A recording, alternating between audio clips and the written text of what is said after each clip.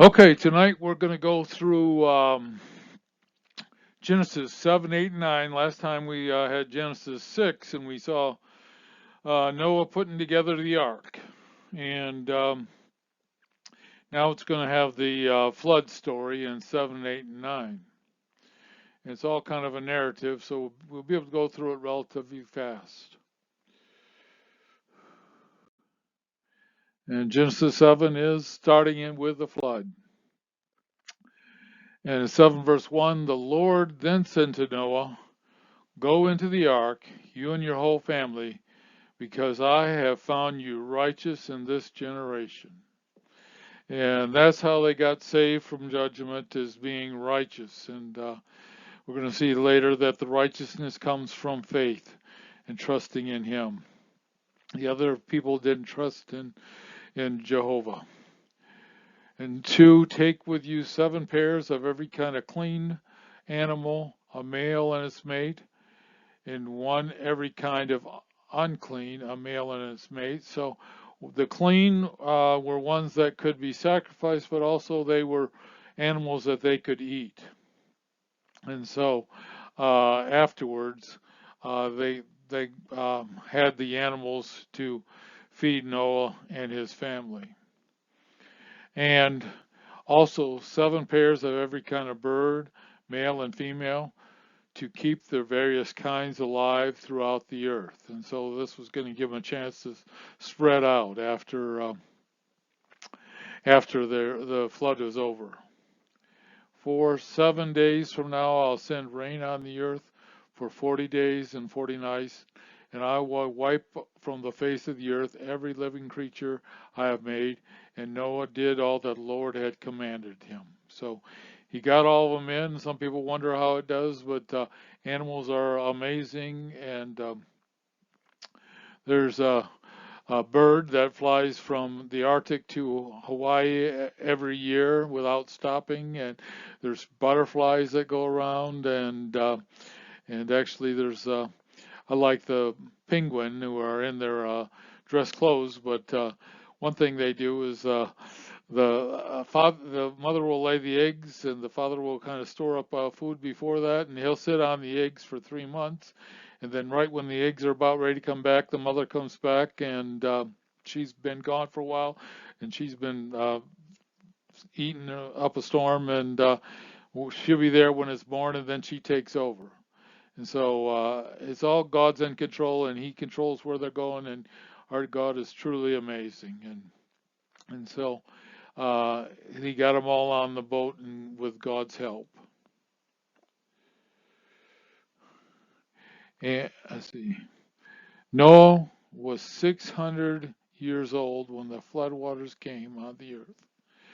And Noah and his sons and his wives and his sons' wives entered the ark to escape the waters of the flood. The flood was an amazing thing, but the miraculous thing is that someone was able to escape it. And they, under the direction of God, built an ark that survived it, and God managed to help them to avoid all the problems that were happening on the world at this time. And verse 8, pairs of clean and unclean animals, of birds and of all creatures that move along the ground, male and female, came to Noah and entered the ark as God commanded Noah. And after 7 days, the floodwaters came on the earth. Some wonder why 7 days, but I think the people outside might have had a warning, and they closed the doors up so the people didn't try to come in, that they saw this bad thing was coming.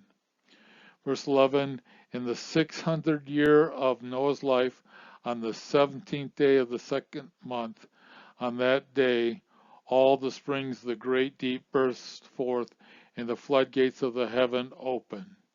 So this is the 600th year of his life, and that's an interesting thing. And what happened first was the great um, deep springs came open, and This, I think, was where most of the water came, and I think there was cracks in the tectonic plates that we still have the cracks around the world today, and there was a lot of pressure under the earth, and they all broke open and started shooting forth water, and they believe that uh, some of them, Dr. Baumgartner believes that it went 20 miles in the air, and so I think this is where most of the water came from, and the heavens were opened. I don't think there was a lot of cloud rain at the time. There probably was cloud rain during the flood, but I don't think the water came from the cloud so much as from the bottom. And also, we believe that there was some kind of a water canopy, but I don't think it was that big that could have flooded the earth, but it could have added to it. And I'll talk about something else that I think added to it too. But these all came forward during the flood. And here's some of the evidence. Because God once flooded the earth, we find fossilized fish, whales, and other aquatic animals on the top of mountains. We even have them on the top of Mount Everest. There's sea creatures up there, and there's sand up there, sediment from sand on top of the mountains. So the mountains were lower during the flood, before the flood, and as we'll see, everything was under the water during the flood. Okay, evolutionists tell us an Earth consisting of 71% water never had a worldwide flood, but Mars, a planet that has no detectable liquid water, supposedly had a planet-wide flood. Does anybody not see the irony and absurdity of this? So they believe there was, and I'll tell you my idea, and it's not originated by me. I think there was a catastrophe in our solar system during the flood, and the planet or whatever it was uh, hit something near Jupiter and started to break up, and that left the asteroid belt that has ice on it, and I think it was an ice planet, and it was breaking up, and it dropped a bunch of ice on Mars, and it caused the atmosphere to get larger, and it could contain water for a little while, and Mars had a big flood at the same time, and then it headed towards Earth, and it caused the fountains of the deep to break up when it passed by, and also dropped a lot of uh, flood and parts of the planet on the Earth and on the Moon. And I think this is well, all the stuff we see on the Moon with all of the impacts is from this planet that came by. And actually, the ones who kind of came up with it, the modern idea, were around Isaac Newton's and time, I believe. And they call it the Great Comet of 1680. And you can Google it, and you can Google pictures, and they have drawings of it, paintings of the Great Comet, and actually, it looks like a comet because it has a big tail. But if you see the drawings, during the day, the planet is there, and the whole tail goes across the whole sky. And so it wasn't a normal comet, and it stayed above the sky, I think, for 6 months. So, and they figured out the date, and it matched the flood date, and so they said it's the great that they all concluded the idea that the flood of Noah was caused by this same planet that came by. I think 356 years, or how many years they figured it was making the cycle by, but they put it back right to the time about 4500. And so it flooded Mars, and it added probably a lot of the heavy water that we have in the oceans today came from this planet. And here, this is just a 20-foot tree, and it, let's see, is one of thousands found buried in the world, deep layers that uh, false sciences took millions of years to deposit. This is a lie. The polystrate fossils, that's what they call them, prove the flood as Noah's Ark. The earth is only around 7,000 years old. And so they say this takes thousands of years, but the tree was there and it just wouldn't last if it got buried in the bottom. If the whole thing, these layers were laid down um, during the flood, probably 3 or 4 layers at a time. And I think there was big tsunamis of sediment that went across the United States, and this caused the layering. And because the sediment was going slower, when you get out by Allen, you'll see the different layers, and they separate, because sediment will, when it slows down, it'll layer better. But you go east, it they're all kind of mixed together. You can see the layers, but they're not uh, layered into different uh, types of sediment. And uh, and so you get out west, because the flood went from east to west, and this was very verified by Dr. Tim Clary of ICR. And anyway, the uh, so out west, I loved going out there, and you can see the Great Plains, and all this was, the layers were laid down, but then there's a lot of things that were great blowouts of backed up water uh, after the flood. And I think the Grand Canyon was a blowout after the flood. And our pastor went there, and he looked at the evidence, and saw that it was he had to explain to him how the Grand Canyon was evidence of a catastrophic event. And another one is rapid burial. This is a fish eating another fish, and it was died suddenly, and a lot of evidence of sudden death and sudden burial. But also, fossils are kind of a witnessing tool, because you see evidence of God's creation with an animal and life. You see evidence of the fall, of death, and you see evidence of the catastrophic event. And and so we can say, hey, you got to get right with God before the catastrophic event comes in the future. You got to get on the ark. And Noah went into the door of the ark, and Jesus said in John chapter 10, I am the door. And so he is the ark, and the judgment to come is not going to be flood judgment, but Peter says it's going to be fire judgment in the future.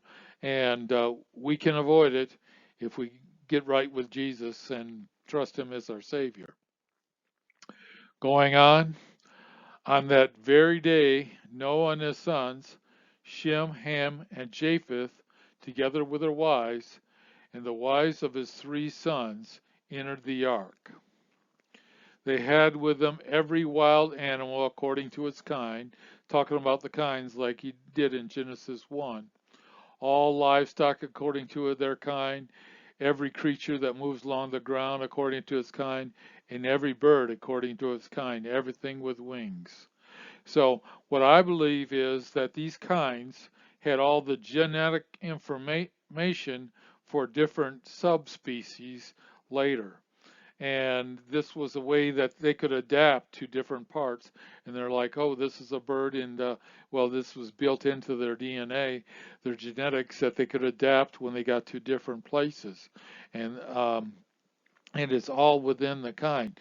With the dogs, we've done a lot of selective breeding, and we see all the amazing different kinds, but they think they all came from 2 wolf-like creatures, and I think all the kinds were like that. There were uh, 2 of the original kinds were the wolves of the different kinds, and had the genetic information to change into all different things. And so this was amazing, designed by God, and this was part of his original design. In verse 15, pairs of all creatures that have the breath of life in them came to Noah and enter the ark. Those who weren't in, that had the breath of the ark, they're going to die. And 16, the animals going in were male and female of every kind, as God had commanded Noah. Then the Lord shut him in. And for 40 days the flood kept coming on the earth, and as the waters increased, they lifted the ark high above the earth. So it's 40 days again, and 40 is kind of a time of testing. And we know that the Jewish people were in the wilderness for 40 years and to be cleansed. And the world was flooded for 40 years, and Jesus was tested in the wilderness for 40 years and passed the test with Satan. So it's kind of a time of testing. It's kind of a common number in the Bible. And the waters kept coming up, and these layers were being laid down, like I think every day, maybe every few hours. Yep. Yeah, go ahead. Here was our one chance to leave the snakes and the rats and the cockroaches there and let them. Yeah, I don't know if they did. I think some of them could survive on logs or whatever, and I don't know. Yeah, but I think it's all part of God's plan. So, in verse 18, the waters rose and increased greatly on the earth, and the ark floated on the surface of the water. They rose greatly on the earth, and all the high mountains under the earth were covered. So the mountains were lower, and during the flood they were raising up, and they were all covered. So it wasn't a local flood, is what they're saying. If it was a local flood, God could have told Noah just to go the other side of the mountain. And he's making the point that this was a worldwide flood. In verse 20, the waters rose and covered the mountains to a depth of 15 cubits, which is about 22 feet, and more than 15 cubits. And I thought this might have been the draft of the ark, so they know they went over the highest mountains, so they knew it had to be more than 15 cubits. Otherwise, I don't know how it was, unless they're told by God, but it's definitely higher than all the mountains, is what it said. In 21, every living thing that moved on the earth perished, birds, livestock, wild animals, all the creatures that swarm over the earth, and all mankind. And so, a lot of people like to criticize God, but the lesson isn't to criticize God, it's to remember that God is just and that God is loving, and He did what He had to do. But the important lesson is that we got to get right with God before the next judgment comes. Verse 22, everything on the dry land that had the breath of life in its nostrils died. Every living thing on the face of the earth was wiped out. People and animals and creatures that moved along the ground and birds were wiped out from the earth. Only Noah was left and those with him on the ark. And so the flood waters flooded the earth for 150 days. So they didn't start receding until 150 days. So he was on there, and they were either going up. The rain stopped after 40 days, but the flood waters didn't start receding until 150 days. And so we'll move on to chapter 8. This is the miracle that God saved Noah. But God remembered Noah and all the wild animals and the livestock that were with him in the ark, and he sent a wind over the earth, and the waters receded. So we don't know what this wind is. We know that God sent a wind and moved the water when they crossed the Red Sea, and there was a wind over the water in Genesis chapter 1, and it means spirit. And so what it was, the wind, in a whatever way, it aided the water from being covering the earth. In verse 2, Now the springs of the deep and the floodgates of the heavens had been closed. We know the tectonic plates in the earth um, were closed. I think during the flood, all the volcanoes from around the world, they said, oh, this one had to happen this time. And some of them happened, but I think all of them went off during the flood. And so they were closed. In the bottom of the oceans, we see the tectonic plates are all closed, and the rain had stopped falling from the sky. The water receded steadily from the earth, and at the end of 150 days, the water had gone down. So that's when it started receding. And on the 17th day of the seventh month, the ark came to rest on the mountain of Ararat. And so, anyway, this is interesting. The 17th day of the seventh month, well, it's now the first month because I think they switched it around. And but the 17th day is the day of the first fruits later on. And God's a God of dates. He remembers dates. And it came to rest, and this is the Feast of First Fruits was the day that Jesus rose from the grave. And it started a new era when Jesus rose from the grave, and Moses and Noah, when he uh, came to rest on Mount Ararat, he started a new era too. And let's see, I think where Mount Ararat is, there's some people like Ron Wyatt said he found the ark as kind of rocks that are built like the shape of possibly the ark in Turkey, and you can Google that and you can look for it on YouTube, and I think that's a possibility. Some Chinese guys said they found it inside a glacier, but I don't think it would be inside a glacier. The Jewish people believe that it was it landed on Jerusalem, and I have no reason to doubt that either. And we just don't know for sure where it was. And a lot of people think maybe they used the wood to build up the cities afterwards, and we just don't know. But the most interesting one is the one found by Ron Wyatt. And so the 17th day of the seventh month, that's when Jesus is in a new era. And this is interesting because Noah was 600, and 6 days was the creation, and then the day of rest. And now he's starting a new era after 600. And this is, I'll tell you my hypothesis, speculation. And a lot of people speculate about end times. And Isaac Newton, he speculated based on the book of Daniel that it was going to be in 2060. But I think that it's going to be 6,000 years, and then there's going to be 1,000-year reign. And a lot of people thought in the year 2000, but I'm thinking it was 2,000 years after Jesus from the rose from the dead when he was on the cross.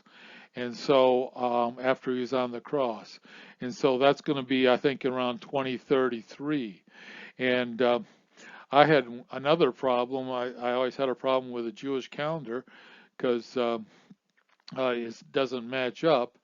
And anyway, somebody told me, I think Alan Friedman told me this week, he said there's 207 days missing that they took out of the calendar because they didn't want it to match up with Daniel's prediction. So I looked at the calendar, and the calendar says it had 5783, and you add 207 to that is 5990. So 10 years for 6,000 years for that calendar, if that was good information, and I think it could be. Of course, the rapture is going to be, we believe, 7 years before that. So we got a few years, but I'm ready for the rapture anytime, and so don't change your life. Don't stand on the top of your house. If you're a farmer, keep planting your plants and live your life like you're going to live to be 80, 89 years old or whatever, and don't worry about it. But this is my speculation that there's going to be the 6,000, and don't tell anybody else about it. But it's neat that the 17th day of the seventh month was the same day that Jesus rose from the grave, the first fruits, and God remembers the dates. So anyway, that's a little sidebar. And the waters continued to recede until the 10th month, and on the first day of the 10th month, the tops of the mountains became visible. So this is 3 months later. Maybe the time of, not quite, that had been past Pentecost, I guess.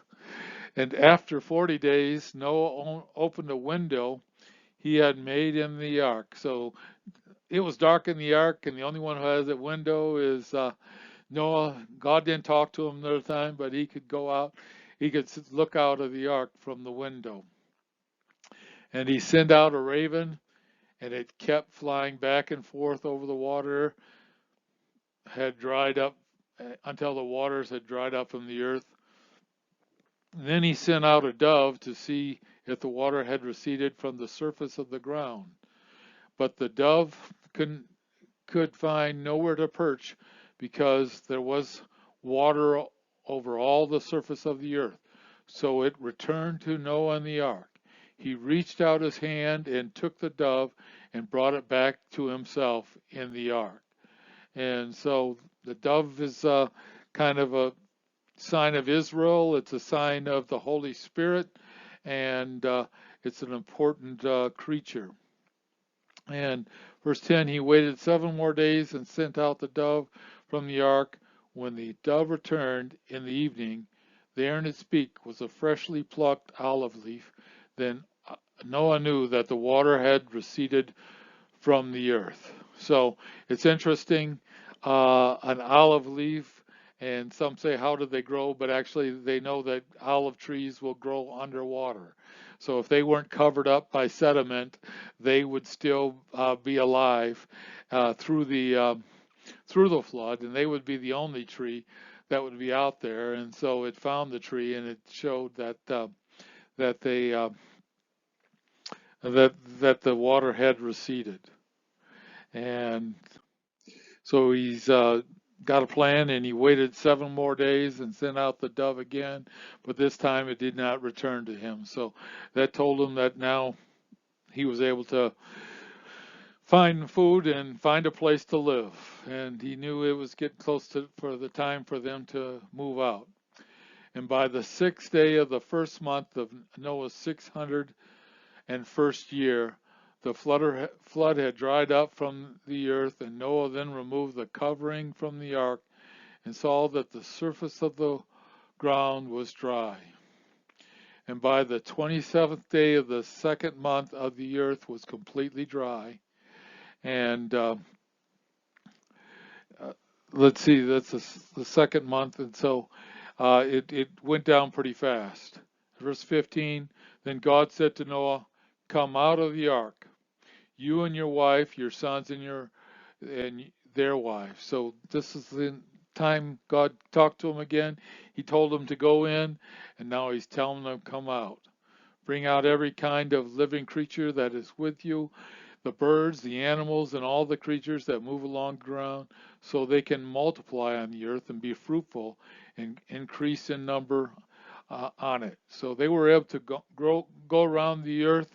I think that the water in the ocean was lower, and there was land bridges between the different continents, and wouldn't have been a problem to go from the mainland to Australia and to New Zealand at this time, and they all spread, and it was a truly amazing thing. They were directed by God.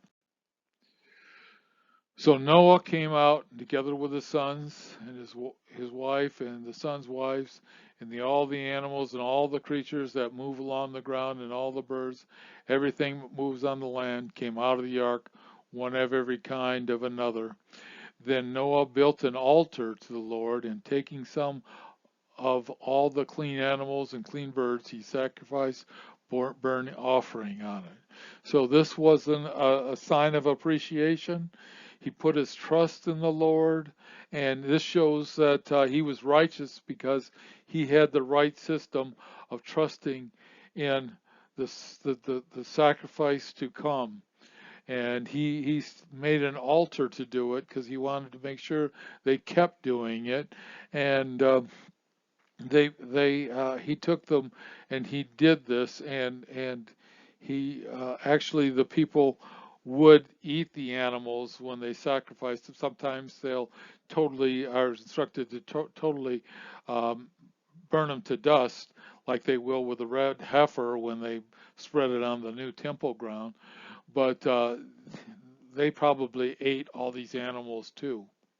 But the Lord smelled the pleasing aroma and said in his heart, "Never again will I curse the ground because of the humans, even though every inclination of the human heart is evil from childhood. And never again will I destroy all living creatures as long as I have done. As long as the earth endures, seed time, harvest, cold and heat, summer and winter, day and night will never cease." So there's not going to be huge climate change. God has promised us that it's going to not going to be summer all the time. We're going to have winter again, and we're going to keep having days and night until they're shortened during the tribulation. But the important thing is, it says God was pleased by the aroma, and so as a result, he changed and he blessed them, basically, is what he did. And he it was what was in the inside that really was the thing that pleased him, that they knew the right way to show their faith in God by showing that they're trusting in the promised Messiah to come that would fix the problem of sin. And the Lord really appreciated it, and he understood he understood the depravity of man, and we understand it from the Bible that man's heart is wicked, and it's from childhood, and that's the important thing, that parents have to teach them the right thing and teach them the lesson from childhood, because they have disobedient hearts. And he said, because he was pleased, the blessing is he's not going to do this again, and he promised that there's going to be winter days and nights, and it'll never cease. So the final chapter we're going to go through is Genesis chapter 9, 1 through 29. Then God blessed Noah and his sons, saying to them, "Be fruitful and increase in number and fill the earth." And so uh, this was the order he gave to Adam. This is the order again. And some people think there's too many people on the earth, and God made plans for there to be the number that he wants to be on the earth. We don't have to worry about the number. We just have to increase and keep filling the earth. And don't believe these people that say that there's too many people.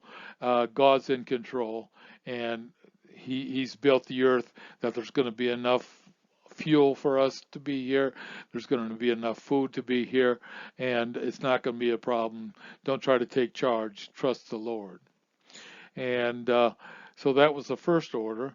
And two, the fear and dread of you will fall on the beasts of the earth and all the birds in the sky and on every creature that moves on the ground and all the fish in the sea.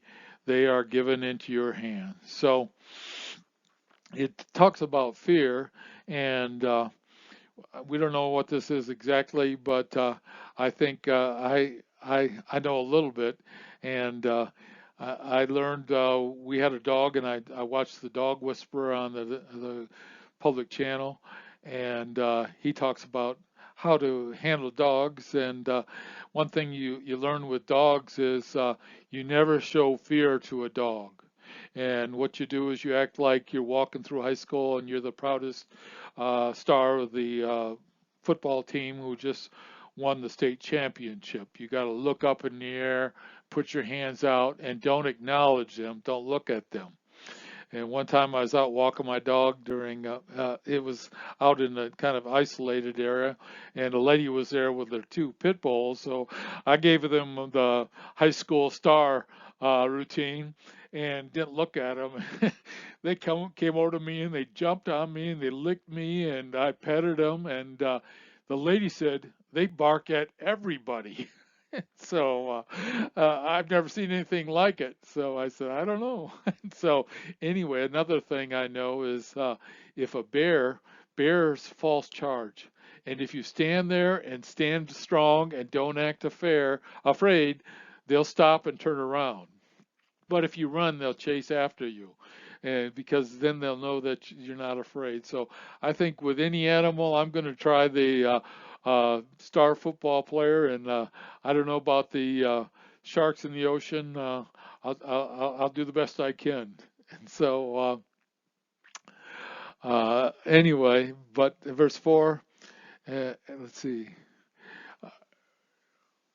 Everything, no, verse 3, everything that lives and moves will be food for you. This is a new thing. And now they can eat meat. And just as I gave you, must not eat meat, that is the lifeblood, but you must not eat meat that has its lifeblood still in it. And for your lifeblood I will surely demand an accounting. I will demand an accounting from every animal and from every human being too. I will demand an accounting for the life of another human being. So it talks about the lifeblood, and that's why we gut and bleed animals. And we're going to talk about that in the next slide more. But the thing of it is, now they could eat meat. And I think a lot of people said, hey, they only ate vegetables before, but I think there was a different climate and things were different, and now we can eat meat. So don't be afraid to eat meat. Some doctors say for some reason you can't eat meat, and so I'd do what your doctor said. But now we're in an era where we can go have a double meat cheeseburger. God did prohibit the eating of animal blood in order to instill respect for the sacredness of life, since blood is a symbol of life and it is the life-giving fluid. And Leviticus, 3 chapters in Leviticus, Deuteronomy, 1 Samuel, and the book of Acts talks about the life is in the blood. The implication of the New Testament reference to eating of the blood seems very clear that we are still to respect the sanctity of the blood, since Jesus has appointed it to be a symbol of the atoning blood of Jesus Christ. And a lot of times they say we're saved by the blood of Christ, but it kind of means the whole work of Christ. Jesus did bleed on the cross to connect him to these prophecies, but it was all that he did. He had our sins poured out on him on the cross. Therefore, it was not to be consumed by any believer who wishes to be obedient to the scriptures. So don't eat the blood, basically still today. Verse 6, whoever sheds human blood, by humans shall their blood be shed, for in the image of God, God made mankind. And now this is the first command, and this is a covenant that God's going to make with all humanity. And he's going to say that he's authorizing capital punishment. And a lot of people don't like capital punishment, but actually there was a study in 1970s that found when they were carrying out capital punishment, the murder rate dropped. For every one they executed, it saved 8 murders in the future. And somehow they were able to correlate all that. And now we're letting them go and not doing this. And now murders are out of control, starting to get out of control like they were before the flood. And so you got to have stiff punishment to crime and show them that it's not worthwhile doing the crime. And this is the lesson from God. And the most important thing is that we uh, kill them because they have not only assaulted a person, they have assaulted God, basically, is what it's saying here when you kill a man. As for you, be fruitful, increased in number, multiply on the earth, and increase upon it. So he made this command again too to all people.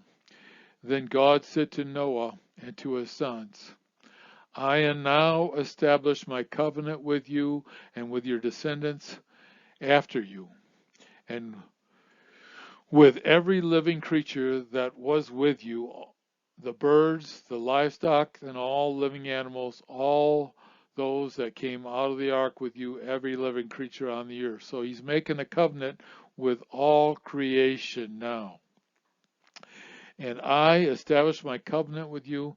Never again will all life be destroyed by water of a flood. Never again will there be a flood to destroy the earth. So he's not talking about a local flood, but he's making a covenant. He's making a promise, and a covenant is like a contract in our society, but it's an unconditional covenant, unlike some of the other covenants that are conditional. And and this is a promise to all creation. There's never going to be a flood again. So if he's promising there's not going to be a local flood, I think the people up in the Northeast right now, New York and Vermont, probably think that God had violated his promise. But the flood here is a different word in the Hebrew that's only used for the Noahic flood. When there's floods in other parts of the Old Testament, it's a different word for flood. And so this is definitely unique, and the flood was global, and God promised never to do it again. It is not impossible that with the flood came altered atmospheric and cloud conditions, for geologic evidence points to an altered age when a climate uniformity, formerly tropical, prevailed also in the Arctic region. So they think when they look at the bottom layers, which I believe were before the flood, that they said, hey, there was a uniform temperature. Highs were 74 each day, and it was tropic. And even in the Arctic regions, they found evidence of kind of a heat uniformity around the earth. And I think there was a whole lot more land before the flood because all the trees, they say right now, if all the trees were tore up and put into the ground, there would be about 15% of the amount of coal that we have there now. So I think the trees were a lot taller. The trees were all around the globe, and I think the Atlantic Ocean was probably much smaller, and those oceans around the Atlantic. The Pacific might have been all there, and I think there was trees all over the place, and this led to a uniform climate. And there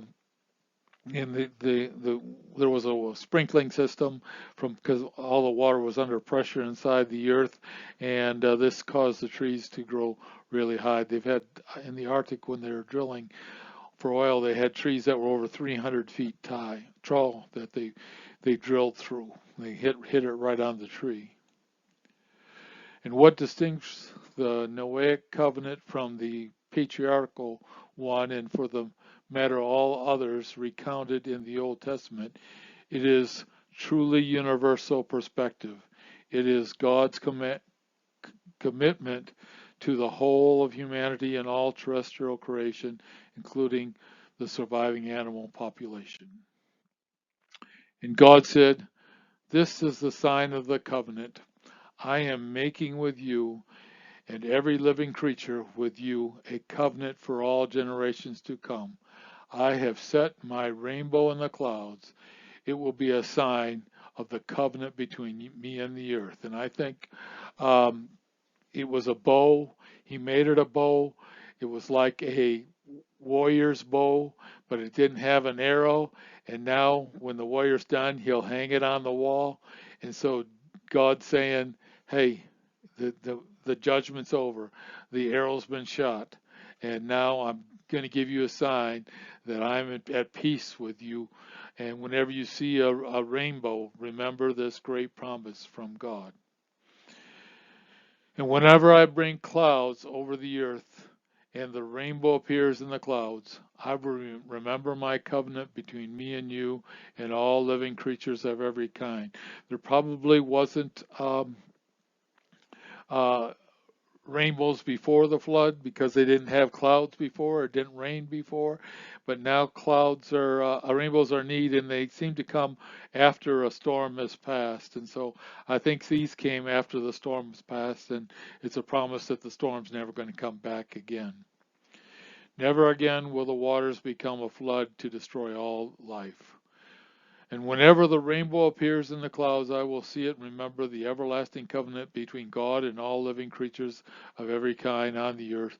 So God said to Noah, "This is the sign of the covenant I have established between me and all life on the earth." So God made this covenant. It's unconditional covenant. He's going to carry it out no matter what. So there's 7 covenants in scriptures. Maybe sometime we'll talk about it. There's the one that was made in the Garden of Eden, the Edenic covenant that they couldn't eat the tree, but they did the Adamic covenant that he had to go ahead and work the ground and all the that was involved in this. Now the Noahic covenant, there's going to be the Abrahamic covenant that he's going to be a blessing, and the Mosaic covenant, the law. The Palestinian covenant is going to show the area that the Jews are promised. The Davidic covenant shows the line of the Messiah to come. And there's going to be the new covenant, Jeremiah 31, that's going to be sealed at the cross, that now we're under a new covenant between us and God. Verse 18, the sons of Noah who came out of the ark were Shem, Ham, and Japheth. Ham was the father of Canaan. He's going to talk a lot about Canaan, and the Jewish people who are going to be reading this are going to go soon against the Canaanites. And so that's, I think, why the emphasis on Canaan in this story. And they were going to find out that he was evil and that they are evil. Verse 19, these were the 3 sons of Noah, and from them came the people who were scattered over the whole earth. Noah, a man of the soil, proceeded to plant a vineyard. So he was planting before, and now he started it again. And we don't know, I think God left, there were dead things and different things on the earth at the time, and I think the animals were able to eat things that weren't buried, and Noah had some clean things that he brought along, but seeds probably were around, and whatever, coconuts were around, and different things, but God made the things available, and he started to plant a vineyard, grapes. And when he drank some of its wine, he became drunk, it was a mistake, his mistake. He lay uncovered inside his tent, and that's something that you just don't do, especially as a father. You never uncover, and even fathers wore at the time of Jesus, they wore long robes, and just to show their ankles was kind of a disgrace. And so this was kind of a disgrace for him to do this. In verse 22, Ham, the father of Canaan, saw his father naked and told his 2 brothers outside. So this is his screw up. He saw it. He should have covered his father up. He should have just closed the door. Instead, he goes, reports it. But Shem and Japheth took a garment and laid it across their shoulders. And when they walked in backwards and covered his father's naked body, and their faces were turned the other way, so they would not see their father's nakedness. So that's the thing. We don't know what Ham did, but it was to look at the father and kind of in a disgraceful way, and they knew how to have the proper respect for their father, and it was a disrespect and it was a disgrace for him to look at him, and Ham disgraced his father. Brian Peterson discussed 17 instances of sexual aggression in Genesis apart from the polygamy that resulted from the fall. Polygamy. 6 of these were men against women, 3 men against men, 3 women against women, 5 women against men. Ham's sin against Noah is the first on his list. So he seems to think it was kind of a sexual thing, and I don't know what it was involved, but it was disgraceful, and God thought it was disgraceful. Verse 24, and when Noah awake from his wine and found out what his youngest son had done to him, he said, "Cursed be Canaan." He doesn't call it Ham. He does the Canaan thing, again, for the lesson for the Jewish people, I think. And the lowest of slaves he will be to his brothers. So this was a prediction that's going to happen in the future. And so Canaan was cursed, and they're going to be a very immoral people. And eventually they were made slaves to other people. Verse 26, he also said, "Praise be to the Lord, the God of Shem. May Canaan be the slaves of Shem." And so Shem, we know the Semites come from them, the Israelites come from them. Ham, they believe, Ham kind of means dark, and they think his descendants went into Africa, and Canaans went into Syria there, and where they were before the Jewish people went there, and Japheth went. He went to Europe, perhaps. It's all kind of speculation. They might have intermixed. We don't know exactly, but we're going to have the Tower of Babel's next week, and so so they became slaves of Shem and the Jewish people, and Shem's kind of the main guy, and they were a blessing to all people, as we'll see in the Abrahamic covenant. Verse 27, may God extend Japheth's territory, so maybe up into Europe, and may Japheth live in the tents of Shem. So I don't know, he's going to be under them. Maybe Shem is going to make tents for him, and but maybe it's under the protection of Shem or something, but they're still kind of subjected or dependent on Shem, and Shem is the main one, as the Jewish people are going to be. And may Canaan be the slave of Japheth. And so they're going to be slaves of those people too. And after the flood, Noah lived 350 years, so he was 950 in the total. Noah lived a total of 950 years, and he died. So that's chapter 19, and that's the flood, and that's the start of the moving out from the area there. We're going to have the Tower of Babel, and then we're going to start in chapter 12, and we'll do that next week, but it's going to be the start of the Jewish people. We're going to start with Abraham as the start of the Jewish people from the line of Shem, and to the 50th chapter in of Genesis, where Jacob's going to name the 12 tribes from the 12 sons of Jacob. Jacob's going to name them. And so that's where we're going in Genesis. Instructively, the first 3 heroes of the faith listed in Hebrew are from Genesis 4 through 6, Abel, Enoch, and Noah. All believed God, but their destinies were significantly different. Abel believed God and died. Enoch believed God and did not die. Noah believed God, and everyone else died in the flood. Eventually, he died a natural death at the good old age of 950. We cannot dictate where faith will lead. The human tendency is to see only Enoch as the example of faith, but also Abel is also given as our example. What all three have in common is that they walk by faith and please God. That faith is an example for us. So we got to trust the Lord. We got to trust Jesus, and faith is the key. In our lives, we offer sacrifice by helping people, and Dale goes and helps elderly people and disabled people. He does that when you encourage people, when you show love and kindness to other people. You're doing our sacrifices, and we got to do that, and God's going to appreciate what we do, and that's what we got to focus on. And remember, we got the promise whenever you see the rainbow, and God's in control. Our lives, we're on God's clock, and He's going to take us home at the perfect time. And the thing we got to do is keep trusting Him. We don't know if it's going to be in another 10 years or what, and I hope I'm wrong. And you can laugh at me when it comes, and I'll be happy.